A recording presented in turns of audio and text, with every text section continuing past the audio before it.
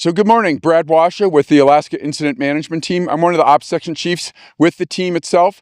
Today is the operational briefing for July 5th, 2006. I believe we're going on 5 days with this fire. We haven't been on the fire during that whole time, but the fire started basically a week ago, and we've been responding to that ever since. Starting to hear a number of good things today. We have a morning briefing with our divisions and branches before we have a larger briefing for the larger group of firefighters that are going out on the line. And with that, starting to hear things like a lot more mop up and looking at containment and looking at some contingency lines and that sort of thing. So we're not being as defensive as we have been in the past, having to chase the fire. We're actually getting out and able to get in front of the fire. We've also had a number of additional resources come in, so that's been a good thing.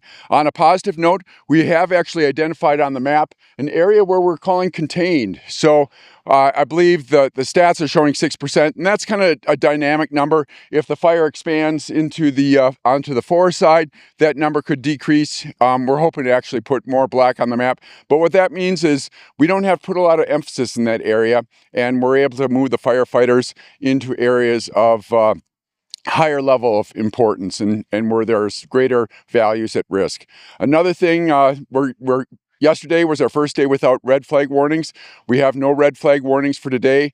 Planning on having a little more of an easterly component similar to yesterday with the winds, and our relative humidities are not going to be down in those single digits. I think they're calling for 15 to 25%, and that's a little bit better as far as seeing a little less fire behavior.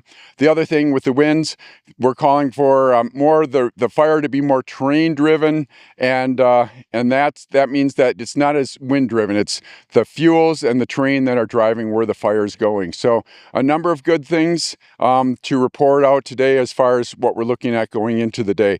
As far as the operation itself for today, I'll go around the map and look at a few things. We'll start we've got Division Gulf, which is the North Creek area. We're continuing to work on that as far as structure protection and starting to look at how can we catch this fire here. We have Wetmore up a little bit farther to the north, and that's a concern because as we move further up the North Creek drainage, there's more structures, and we want to keep the fire out of that. We are looking at options to corral this fire eventually. We have some dozer line that was put in as a contingency line across the north, but we are looking at options of going more direct with that. Hearing good things out here in Division Kilo. They're talking about mopping up areas, so they're not chasing fire. They're actually just going in there, and mop up is a very important part of the fire as far as making sure it's out, and if we do get some winds coming in, that they're not going to impact the fire. So feeling good about that. Still, we've got a lot of little fingers as we go down Kilo. But we do have contingency and indirect line in there, but we are trying to go direct on that as much as possible. Division Oscar, south of the 78 road, that's where we've got that containment that I mentioned before. And again, now we have less concern for that area. We're able to put black on the map and not have to have resources patrolling that all the time. We are looking at potentially putting some containment in here later on today. We'll see how the day goes, but we're going to continue to patrol. Also hearing along down at the bottom here, more discussion about mop-up. So we're not, again, chasing the fire, having to get in front of the fire before it hits structures. So that's good in Division Whiskey. Our main area of focus today is this Division X-Ray, Division Zulu.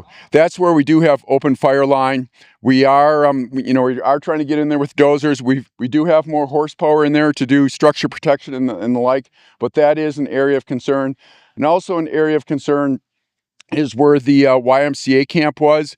Fire has crossed the 165 road in that area. So we are looking at options. Right now, we're not able to go direct on that, but we are looking at options of going indirect, again, protecting the communities of Rye and Colorado City. On the backside, that low priority because of values at risk. This is where the fire is mostly going on in the forest, but we also are looking at it long-term as far as where can we catch this fire? The terrain that the fire is in right now is too steep to really safely put firefighters. So we are looking at some forest roads out a little farther. We flew that yesterday. Some concerns, there's some forest health issues with a lot of dead and down material, also dead standing snakes, and that's a concern for firefighters. So we're looking at that. We're also looking at some options coming out where we have open meadows and other terrain features that are more advantageous for us. So that's kind of a summary of what we're looking at for today. We do have a good complement of air resources. At this stage of the fire, we're moving away from doing as much with retardant and air tankers because they spread out the fire. We're looking at more precision, so we're using helicopters. We actually have, I think, 7 Type 1 helicopters on fire. One is en route from California, so we'll have 8 Type 1 helicopters. So those are the large, like Black Hawk and Chinook type helicopters. We have 2 mediums and then a light helicopter to do recon work. So we've got a good complement of an Air Force.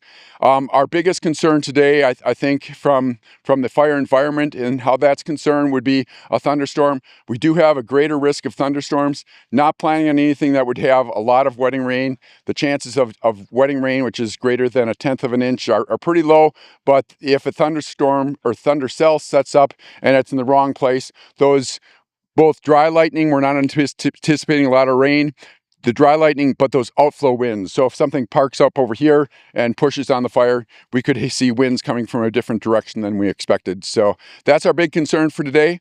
And with that, that concludes today's operational briefing for the Aspen Acres Fire.